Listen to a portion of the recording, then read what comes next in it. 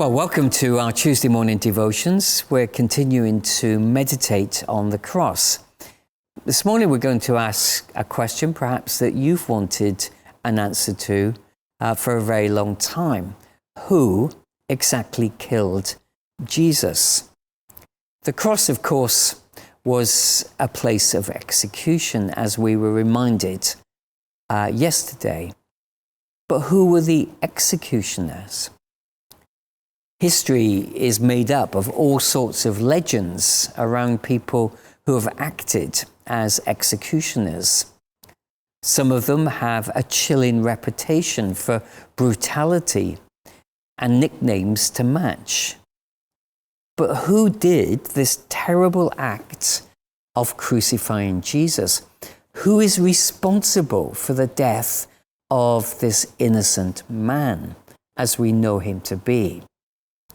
We're going to look at a number of scriptural passages this morning, just short passages, which I think will help us to think that through. The first one is found in Acts chapter 2 and verse 36. Therefore, let all Israel be assured of this. God has made this Jesus, whom you crucified, both Lord and Christ. Peter is preaching his first sermon following the amazing events surrounding the day of Pentecost. Jerusalem is full of pilgrims from all over the known world. Some of them would have been converts to Judaism and therefore had immersed themselves in the Jewish faith and its cultural practices. To this gathered crowd, Peter is very clear. You are responsible for the death of Jesus. You crucified Jesus. Of course, some of them may well have been part of that crowd that cried out when Jesus was taken before Pilate and put on trial. Away with him, we won't have him as our king. Crucify him. But surely some of the crowds that are now listening to Peter would not have been there on that occasion. Yet we see here a deep sense of collective responsibility. Jesus, of course, John tells us, came to his own, the Jews. And it was his own who rejected him. And ultimately, it was his own who called for his death. Well, there's accountability there. But does it stop there? Well, if we just take a step back now, again into Acts chapter 2 and verse 23, we find these words. This man, Jesus, was handed over to you by God's set purpose and foreknowledge, and you, with the help of wicked men, put him to death by nailing him to the cross. That little phrase, with the help of wicked men, of course, that's a reference to the Romans who carried out the execution in a very literal sense. They were the executioners. They only could be the executioners. It was their trial that ultimately determined the fate of Jesus. It was Pilate, the Roman governor, who sealed the fate of Jesus when he washed his hands. And no matter how clean his hands were, his heart was wicked. And he did what he did for the sake of his own well-being, for the sake of keeping his own office secure. Well, clearly, Peter has added another level of accountability. It was the Romans who actually literally carried out the execution of Jesus. But let's move again now further into the New Testament to something that Paul wants to say to us. We find it in 2 Corinthians 5 and verses 14 to 15.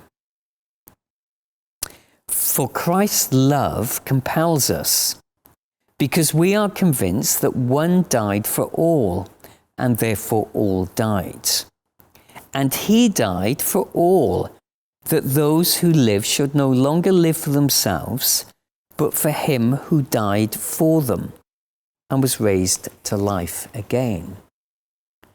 Just as Peter has been very clear on the day of Pentecost, now Paul is also very clear. Jesus died for us, all of us, you and I. It was our sins that took him to the cross, and it was his love for us that held him to the cross. In his death, Paul says, we have died. We have died to sin. We have, in his resurrection, been brought back to life, to new life in him. If the Jews and the Romans were collectively accountable for the death of Jesus, then of course what Paul is saying here is we are too. The collective sins of humanity and our own individual personal sins have taken Jesus to the cross to bring about our forgiveness. Well, that's another level of accountability. But it doesn't quite end there. Just one more passage this morning to think about. And that's Acts chapter 4 and verses 27 to 28.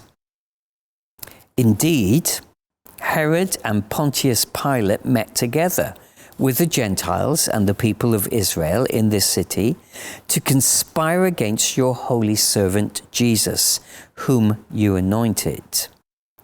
They did what your power and will had decided beforehand should happen. The early believers in Jerusalem, in their prayer of praise and thanksgiving for the safe return of Peter and John from prison, well, they bring another level of understanding. We may be the cause of the death of Jesus, but ultimately it was God's purpose. It was God's means of bringing us salvation through his death, through the death of his son Jesus. God's plan and purpose is fulfilled at the cross. And both are fulfilled when we respond to this amazing grace. So this morning, let's bring together our voices, acknowledging that it was our need that took him to the cross, and it was our need of his love for us that held Jesus there. Oh.